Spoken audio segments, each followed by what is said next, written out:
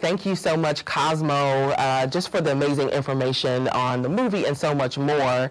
And so I'm sitting here still with Miss Dolly and Dora. Dora the Explorer. It's gonna stick with my head. I'm telling. And so, Dora, I think I've asked you this question a few times already, but I want the people to get the answer. So you have focused on sickle cell teenagers transitioning to adulthood. What I want you to do is explain a bit about your research. Sure. So obviously, like, we talked about it before, I'm a pediatric nurse practitioner by profession, and I've always been passionate about supporting young people. And so in the sickle cell community, we have our teenagers and we have our young adults. And when our teenagers move over from pediatric care to adult care, we call that healthcare transition. And if you think about someone who does not live with sickle cell disease, the events that happen in a teenager's life are endless, right? And so just life in itself is a transition, or it is a developmental process that is on this continuum. And so for those teens who are living with sickle cell disease, not only are they moving from pediatric to adult care, they're also moving from pediatric to adult life. And so to empower them with the self-management skills, with the interaction and communication skills, with the decision-making skills is really critical for them to support them in caring for their sickle cell disease and in managing their lives. Thank you so much for that information. Are y'all learning today? You should be. If not, take notes, because this is good information to know. And if nothing else, you might know someone who is battling or dealing with sickle cell, and they don't know where they can connect to for community. Again, Alaafia, I need you all to get connected. I'm sure you're going to see the website throughout. And again, thank you, ladies, for hanging out with me on this amazing day. So let's move, and I'm hoping that Dr. Simone is here. Let's move to some sickle cell advocacy with Dr. Simone Yuan and sickle cell science with Dr. Cantor.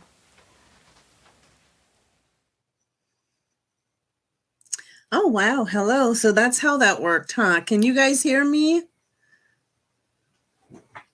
Hello, hello, hello. Okay, so I am not sure how I'm supposed to share my screen. I have some PowerPoints, but I can also just talk through those points if that's preferable. So my name is Dr. Simone. I am a medical doctor with sickle cell disorder, living with sickle cell disorder. I am 51 years old, and I have earned every one of those years. I have the battle scars to prove it. And as you can see, I wear portable oxygen and from pulmonary fibrosis, which is a complication of sickle cell disease.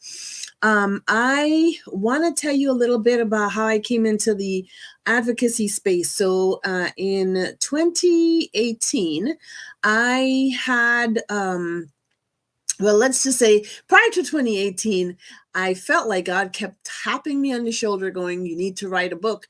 And I thought, I don't want all my business in the street. So I basically was being disobedient.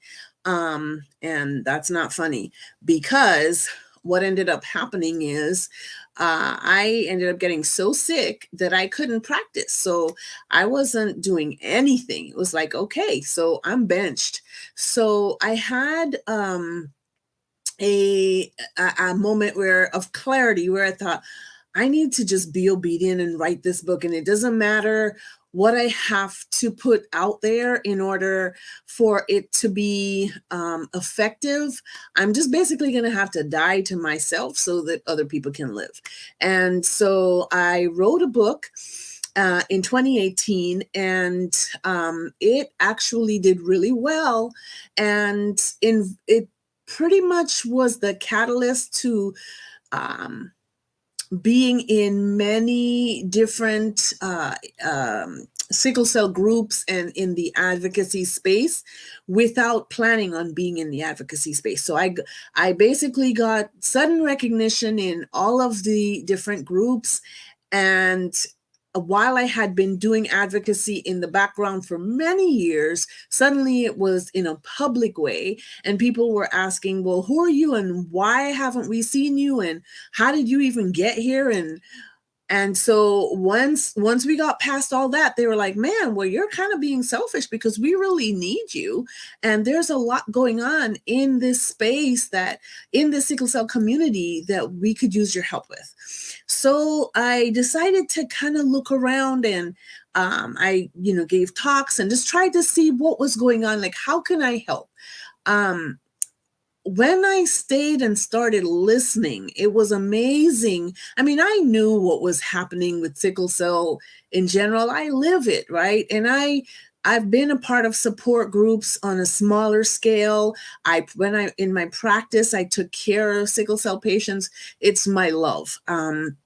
But suddenly I was in this advocacy space and looking at what I could do to help. And it was painful, some of the things I saw. So I started seeing just how hard it was for people to get equitable care, just being treated fairly when they went to the emergency room or the hospital. And I had gone through that at one point in my life when I wasn't telling people that I was a doctor. There was a point where I was so scared of people reporting back to my job and telling them that I was a doctor that I didn't. I'm just reading some, hold on. If I need to, there should be a share screen icon on the top left. Oh, okay. Let's see, share screen. Okay. All right.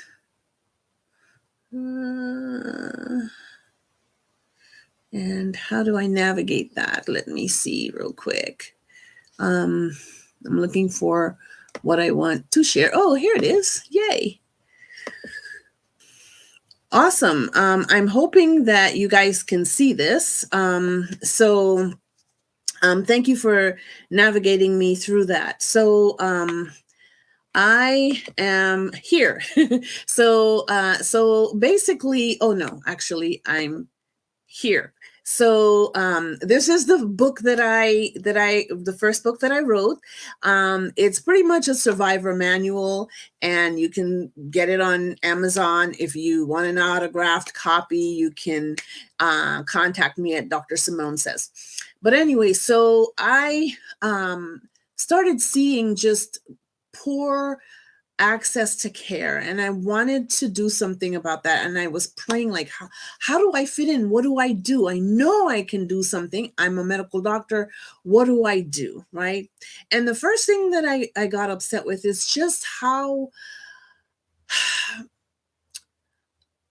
broken the system was, because there were people or doctors who were writing on how a patient should be cared for in the emergency room, right? And those were one set of doctors. And then there were the emergency room doctors and the hospitalists, and somehow they didn't get the memo. So it just seemed like the people who were writing the rules and the people who needed the rules were living in like parallel universes.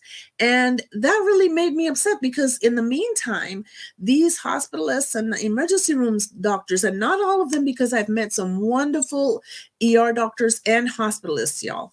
So not everybody, but just the way that people were getting categorized, and the way the stories that patients would tell in these groups of mistreatment was just amazing. And so I thought, okay, something has to be done about this. So I prayed, what do I do? And the answer I got was write another book.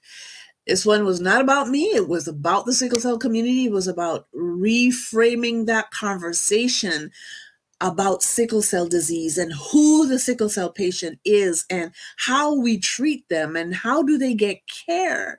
And so I did that, but then 2020 happened and I saw things go to a whole other level where people were afraid to go to the emergency room, and when they did, they could only go by themselves, right? Because you can only admit one person because of COVID.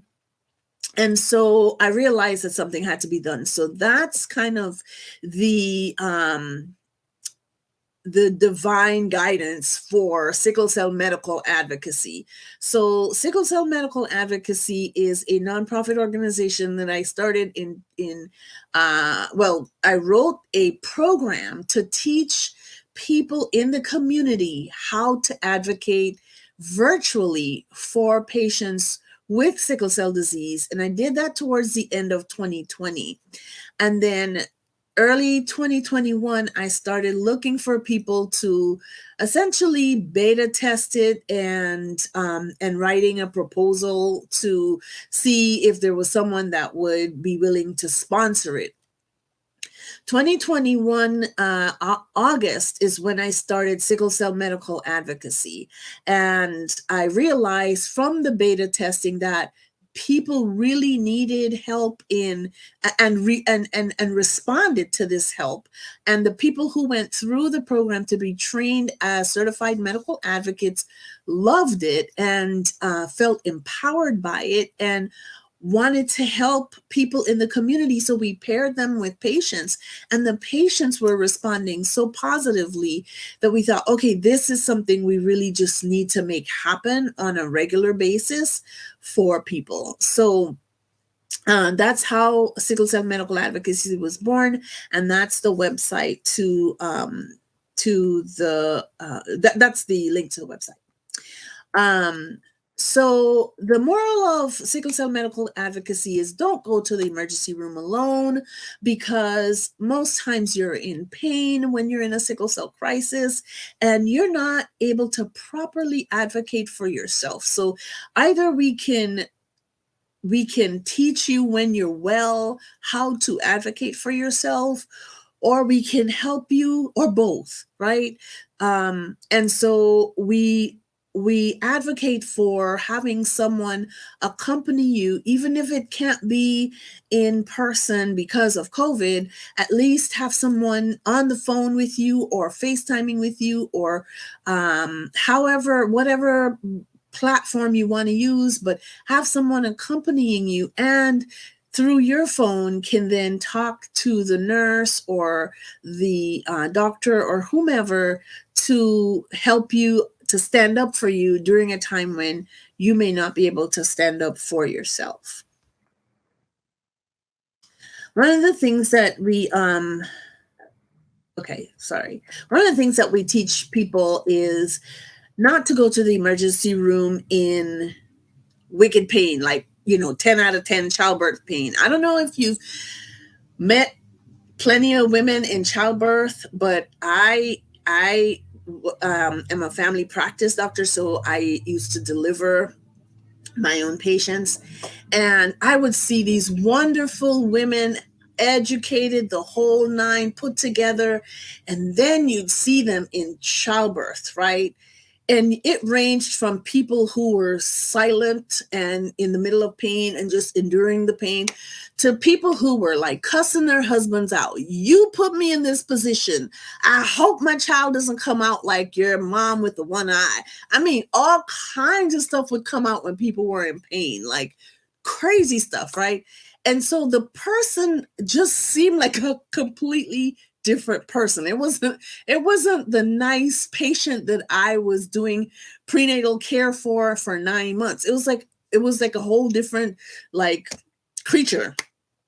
And then the baby would come, and then the person would go right back to their sweet self, and they're talking to their husbands and they're hugging their in-laws, and everything's fine again. And you go, what?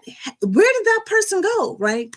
Pain brings out the worst in you, right? And so you don't want to go when you're at 10 out of 10 pain, sickle cell pain, because sickle cell pain is not, is not like just in your belly, and no offense to, to childbirth, because childbirth can be wicked pain.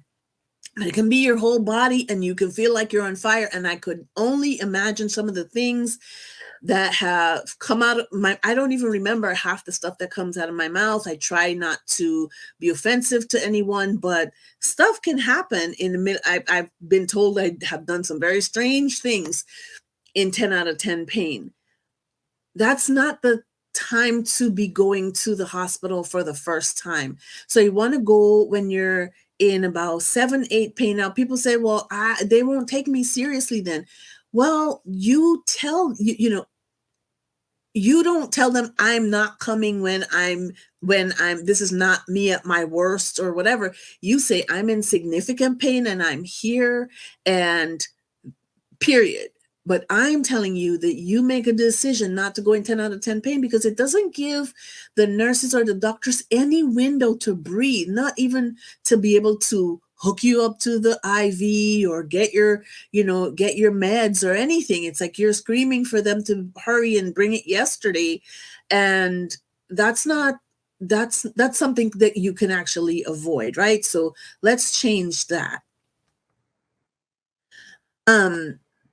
These seem like simple things, but bringing a blanket and a heating pad or vest can be very helpful.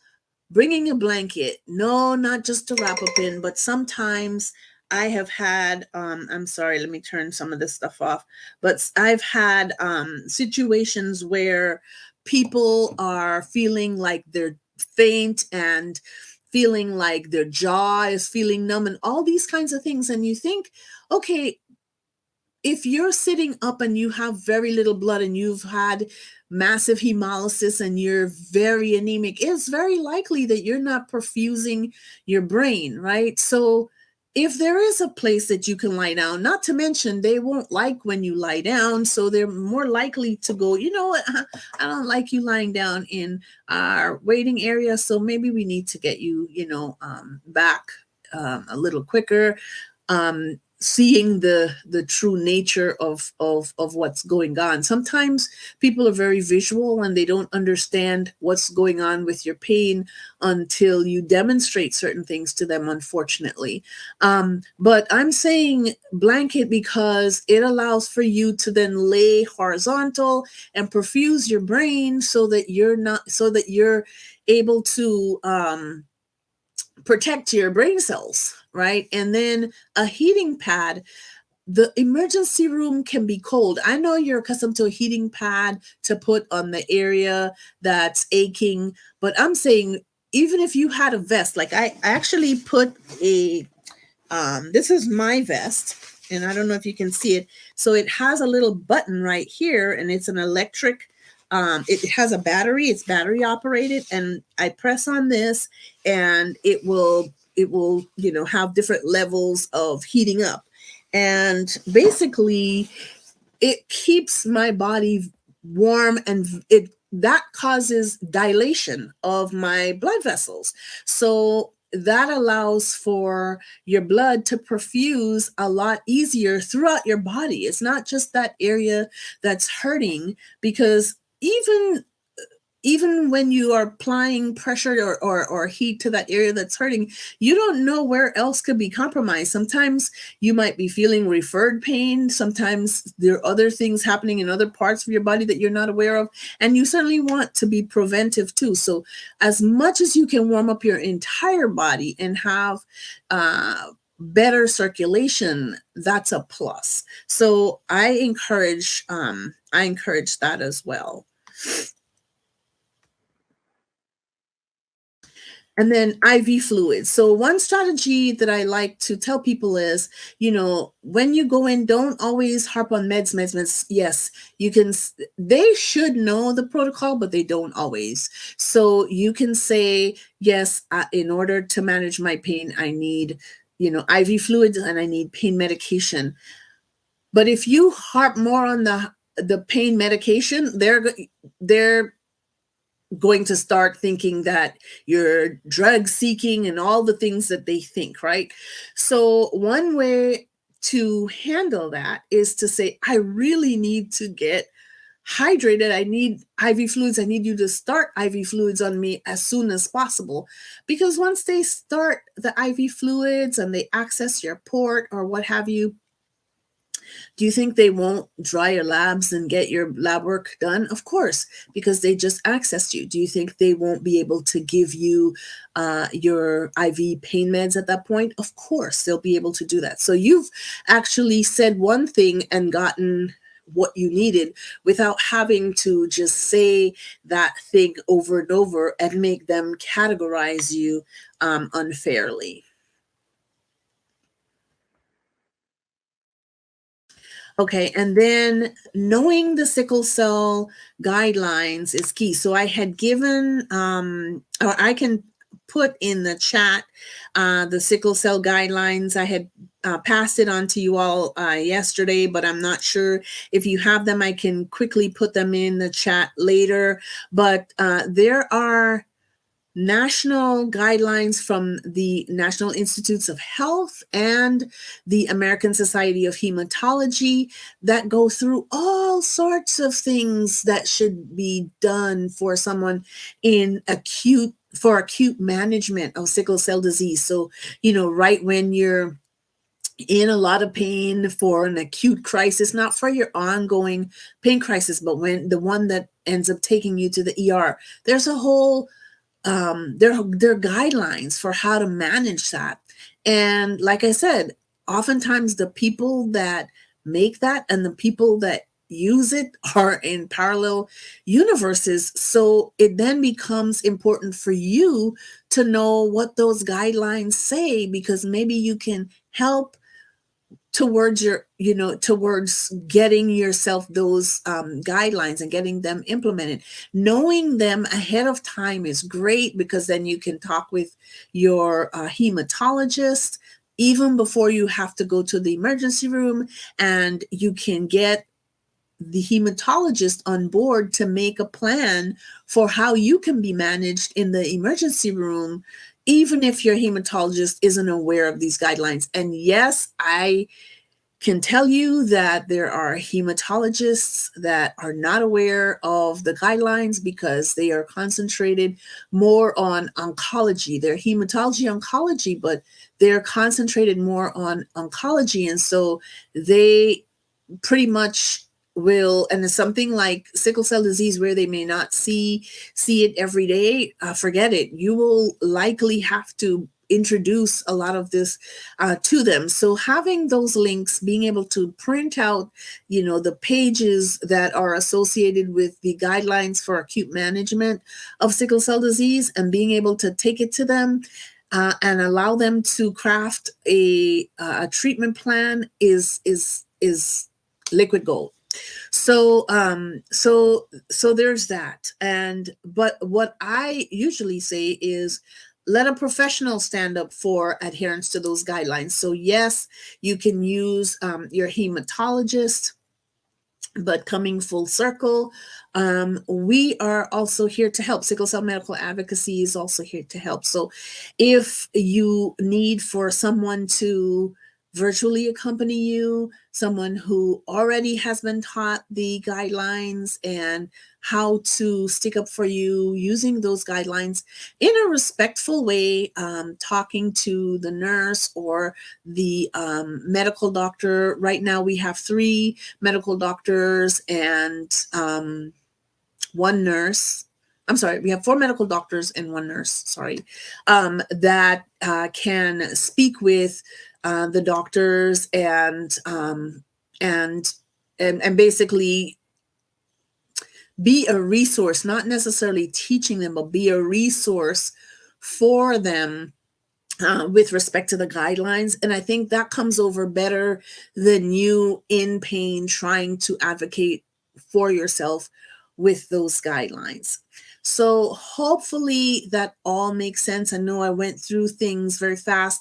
A lot of these things, even, like IV fluids and things like that, I have a class that's like an hour and a half on just IV fluids and what to select when. So I know that I ran through this very quickly, but please feel free to check us out and check out the website for more information, whether it's on the class, on how to become an advocate for someone, or how to get an advocate that can help you as you access care in the emergency room or in the hospital. I hope that this has been helpful, and I hope that you have learned something, and thank you so much for listening.